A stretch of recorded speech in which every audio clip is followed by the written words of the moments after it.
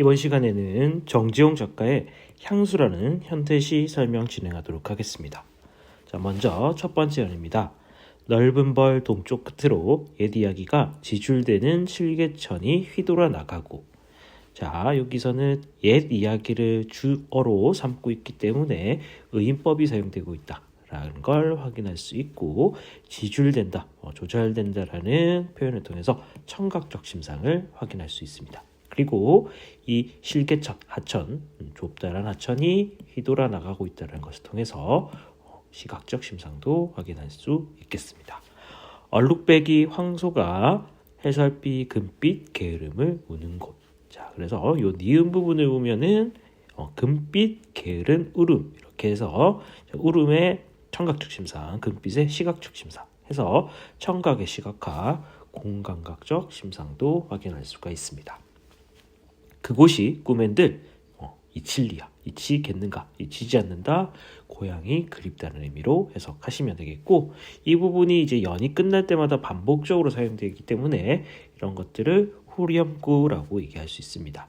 후렴구를 사용해서 얻을 수 있는 효과는 세 가지 정도가 있는데, 의미 강조, 운율형성, 형태적 안정감을 확인할 수가 있습니다. 그리고 여기서 의미 강조는 고향에 대한 그리움의 정서 또는 주제를 강조한다라고 생각하시면 될 것 같습니다. 자, 두 번째 연입니다. 지라로의 재가 식어지면, 그래서 이 화로라는 단어를 통해서 향토적 심상도 확인할 수 있고, 그 다음에 계절적 배경, 겨울이라는 것도 확인할 수가 있고, 재가 식어졌다는 것을 통해서 시간의 흐름도 확인할 수가 있습니다. 비인밭에, 그래서 시적 호형을 통해서 운율을 형성하고 있습니다. 밤바람 소리 말을 달리고, 자, 그래서 소리가 말을 타고 가는 것 같다라고 함으로써 청각의 시각화인 공감각적 심상도 확인할 수 있습니다. 그리고 밤바람 소리가 움직이는 걸 표현하고 있기 때문에, 움직이는 것처럼 표현하고 있기 때문에 화류법도 확인할 수가 있습니다. 옅은 졸음에 겨우신 늙으신 아버지가 집베개를 돋아 고이시는 곳, 그래서 고단한 아버지의 모습을 묘사하고 있네요. 세 번째 연에서는 흙에서 자란 내 마음, 파란 하늘빛이 그리워, 파란 시적 허용 역시 사용하고 있고, 색채, 푸른색의 이미지를 사용하고 있습니다. 그리고 하늘빛은 이상향에 대한 동경 또는 유년 시절의 순수함 정도 확인할 수 있습니다. 함부로 쏜 화살을 찾으려, 그래서 이 함부로 쏜 화살을 좀 부정적으로 해석하는 경우가 있는데, 부정적 의미라기보다는 하늘에 대한 동경심을 이렇게 구체적으로 표현했다라고 보시면 되겠습니다. 불서비스의 흠뻑 휘 적시던 곳.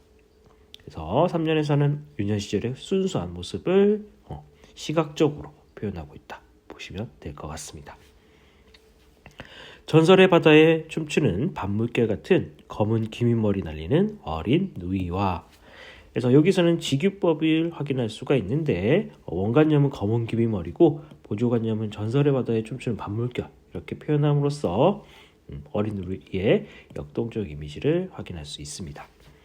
아무렇지도 않고 예쁠 것도 없는 사철 발벗은 아내가, 그래서 발을 벗었다는 건 신발이 없다는 의미, 가난하다는 걸 확인할 수 있습니다.